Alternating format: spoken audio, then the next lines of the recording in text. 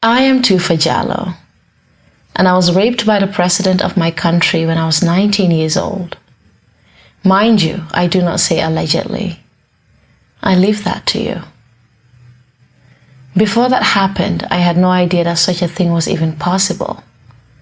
Because in my country, no one speaks about these things. We have no name for it. With no words to describe it, how could such a thing even happen?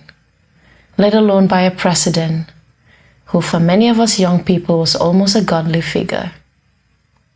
When I was born, he was already in power, and his image stared at you everywhere you turned. Jammeh was all we knew.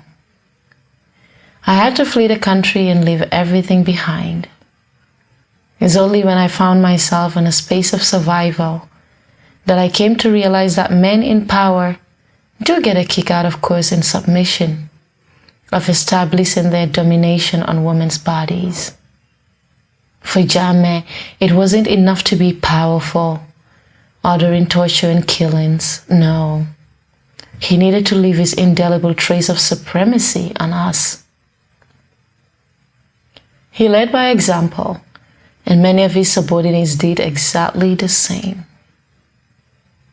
And across oceans, other men who didn't rule nations but lived in a bubble of power fueled by the silence and quasi-worship of people around them. They too did exactly the same.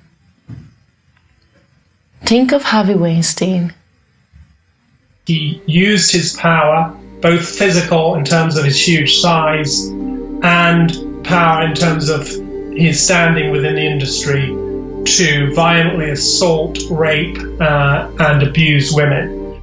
Of Jeffrey Epstein.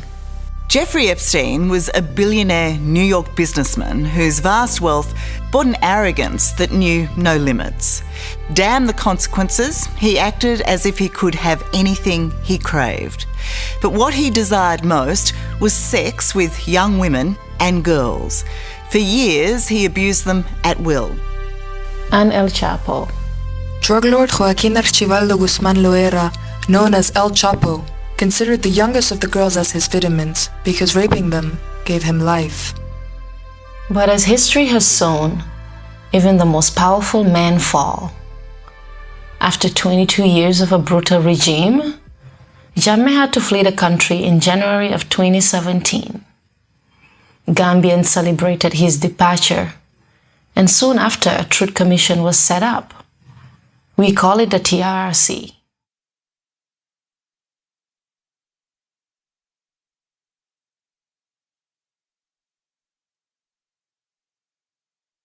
And it did announce that it will hold an entire session on sexual violence. But even before that, sexual violence did come up at the TRRC several times, but often as a side detail, and many did not even pay attention to it. References to exploitation and violence against women, as so often, remained unacknowledged.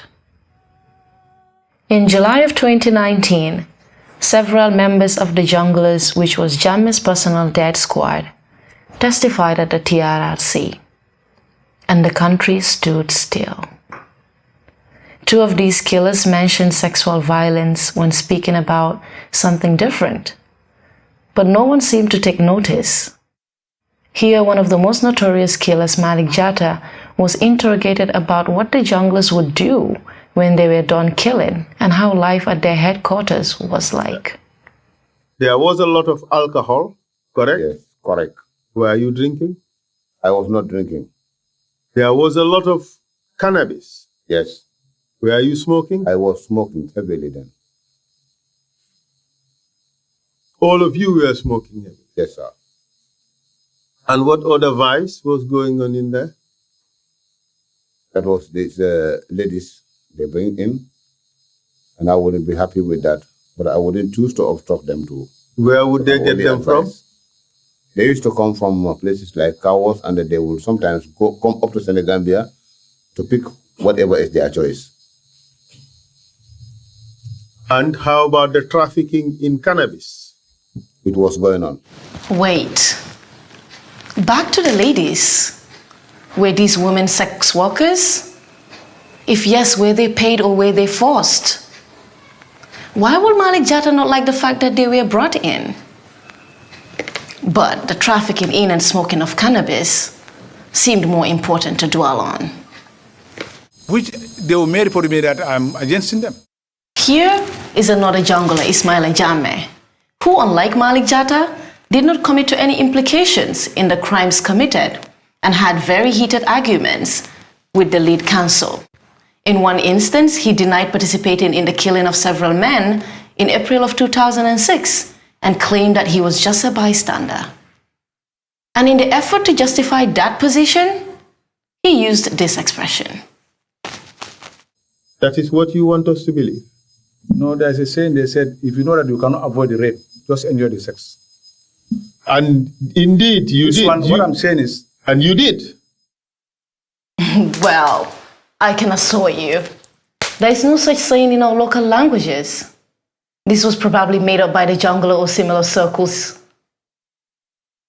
But we will never know, because no follow-up question was asked, despite the fact that the TRC had had witnesses speaking of rape and gang rapes committed by men in uniform. If this was indeed a saying, how did it translate in military camps, killing sprees, and prison cells? Speaking of prisons, a witness mentioned that female prisoners were brought to David Colley, the director of the infamous Mile 2 prison, a prison described by the UN Special Rapporteur on Torture as cruel, inhumane, and degrading.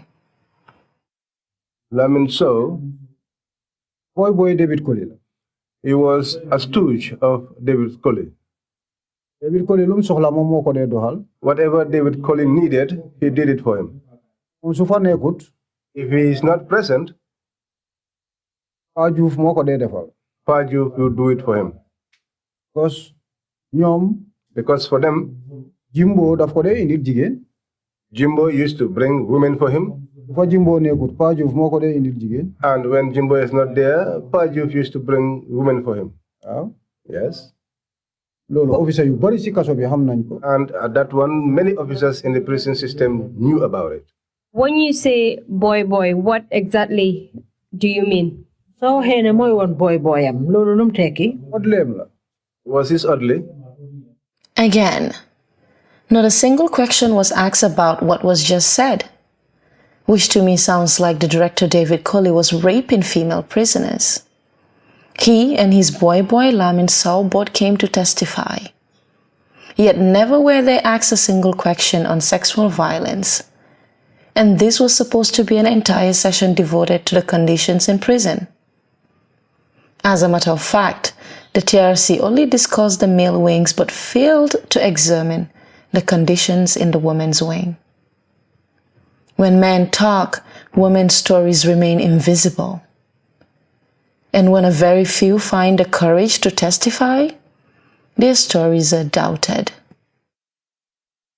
One of them was Binta Mane. She preferred not to show her face, but her name and story are well known in the Gambia. She was raped by a man in uniform in the year 2000 when she was just 15 years old.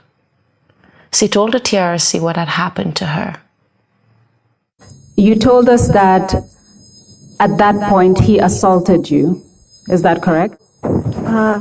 Yes. What do you mean by that?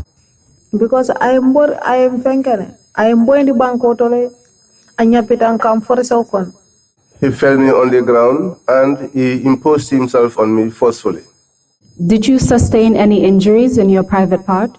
Kantu watu mina after yembula watu ata yellow bolan. Yes, because when he released me, blood was flowing. I was returning, crying along the way.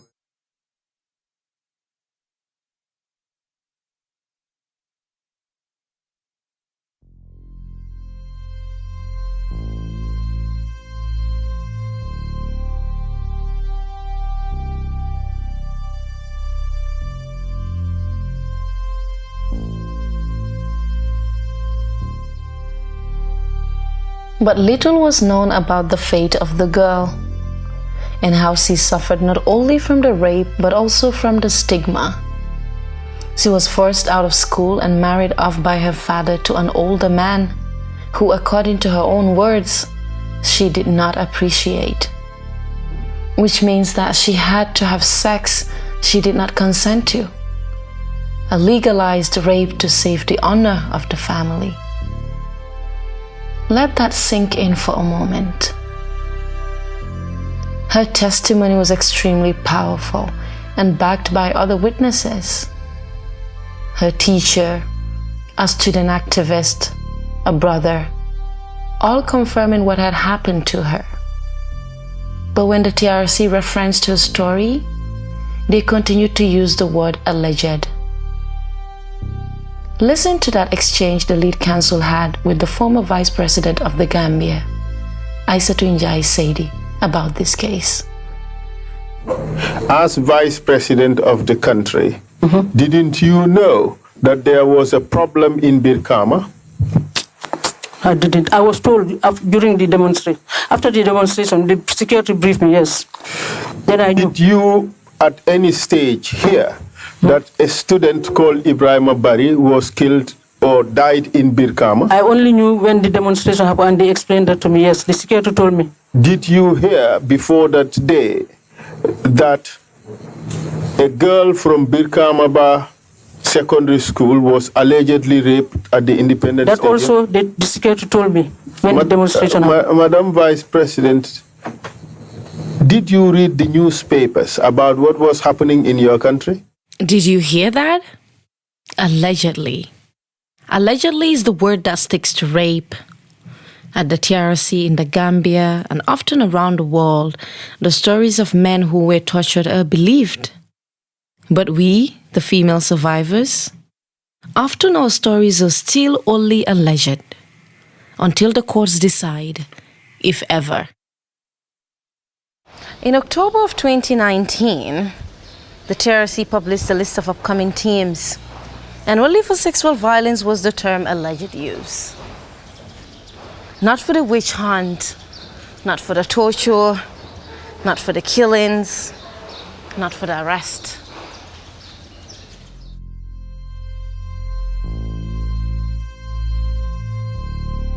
And not only are sexual crimes alleged, but for the special session on sexual violence, the TRC changed its methods. While before it had been eager to hear names of accused perpetrators, when it came to sexual violence, witnesses were told expressly not to mention the names of perpetrators. Instead, they had to use numbers. Can you look at your list and tell us who are some of the individuals that you would call in order to bring people to the residence late at night? Killing. 1. Fla. 2. Survival was very difficult, and seeing a man who could help, but he only wanted you to go to a hotel room with him in order for him to help. His name is on the sheet is number 44. Who and what exactly does that protect? This young woman preferred to remain anonymous. She told the commission about the many instances in her life she was harassed and attacked by men in power. A religious leader, state officials, even one who's still working for the Ministry of Justice. But the reason she was asked to testify was that she had worked as a protocol officer for Jammeh for 3 years. During her testimony, she described a system of rape and sexual exploitation of young vulnerable women. Yeah, Jallow was very powerful and cunning, and using his position of authority, he put a system in place using state institutions and resources to ensure that women would not or could not say no. For me, his system was wicked, and he targeted young women from vulnerable families. Most of the time, these young women were the ones supporting their entire family. He sometimes even directly supported the family, appearing as a generous benefactor. He made me believe that he was a father to me or a mentor. He made promises of education and scholarship, and we all longed for a better life. And it is at that time that when the confidence was built, that he made his sexual demands in return. If you said no, he makes sure you suffered, humiliates you, makes others to belittle you, and this is my story. Others tell that they had no choice but to accept his advances and become his sexual slave. For some odd reasons, when Jammeh started to show interest in me, I thought that I would have a choice. The choice to say no. You know? That thing you say when you don't want something? But I was wrong. In 2014, I won a talent show hoping that I would get a scholarship to study abroad, as indicated to be the grand prize. But Jammeh started his courting ritual, like a spider spins its web. And over 6 months, he gave gifts and cash, had running water installed at my mom's house, offered me a job which I declined. As a last resort, he asked me to marry him. When I refused this again, he took offense. Who do you think you are? And that he is the president and that he gets any woman that he wants? Yaya Jammeh did not want sex with me or pleasure with me. What he wanted to do was to hurt me. What he wanted to do was to teach me a lesson. What he wanted to do was to manifest his ego. Just like many of us can't believe that a girl can say no, someone like Yaya Jammeh and in his position found it very disrespectful for a 19-year-old from not an elite background or not the daughter of a president to somehow gather some kind of audacity to say no to him. That he is a man probably who hasn't had so many no's. And my no wasn't because of a sense of understanding or I was better off, I wanted to. My no was just because I felt it was wrong. This is my story. This is the story of many who remain silent. Because for some weird reason, people out there think that women make these stories up. And I wonder, why on earth would anyone voluntarily take on the shame, the blame, the public scrutiny just to accuse an innocent man? Especially in a society where being raped is a social suicide. They call us liars and they insult us. The politically correct ones hide behind the term alleged, arguing that there is no one to prove the crime. Other than the woman, of course, but then again, she cannot be trusted, right? However, when men claim that they were tortured, very few doubt their stories. Why is that?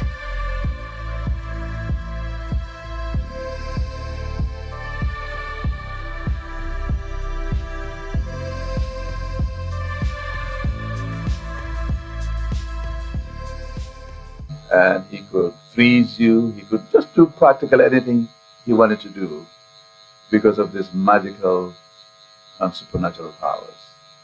And I think he was able to convince a lot of people, especially for those patients who had HIV/AIDS, which led to disastrous consequences. And the fertility treatment? And the what? Fertility treatment? Yes, the fertility treatments. It's surprising he had only two. 2 children, yes. That's the irony, isn't it? But he was said to have had many lovers and raped a lot of women. We have that. Yes.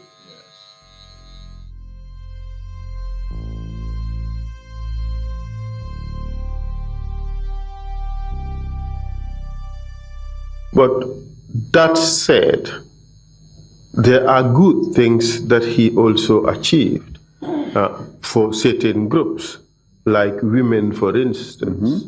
Could you tell us about that? Yes. In the report, I basically suggest that paragraph 89. 89.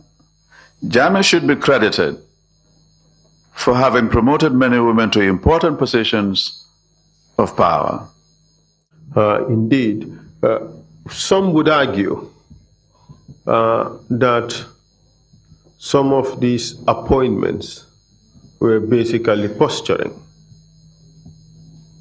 Well, so are the appointments of many others, politicians. I think I want to see Jammeh as having at least made an effort in some regard. I don't want to see him or paint him as totally irredeemable.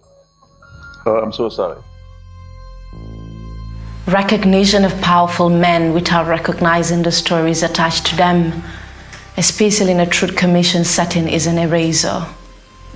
It is even more painful when it's coming from the very institutions created to help us heal. The truth is, when the banter fades and the cameras go off, you move on to the next witness, the next story, onto the next headline. We don't. Ever. We watch, we listen, we learn to live all over again as we continue to hope and pray that it was all worth it. You know, ignoring social media blogs and experts is one thing. Letting institutions that are supposed to create rooms for justice and healing to erase us, that is not an option.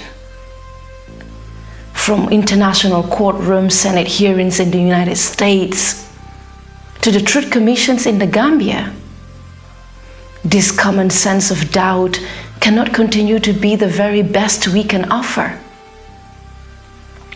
So I hope one day we will come to acknowledge women's experiences instead of doubting them, expose injustices instead of protecting the perpetrator, and an awakened sense of accountability towards survivor stories. I want to imagine a world in which women's stories matter and their strength help forge a new path for all of us.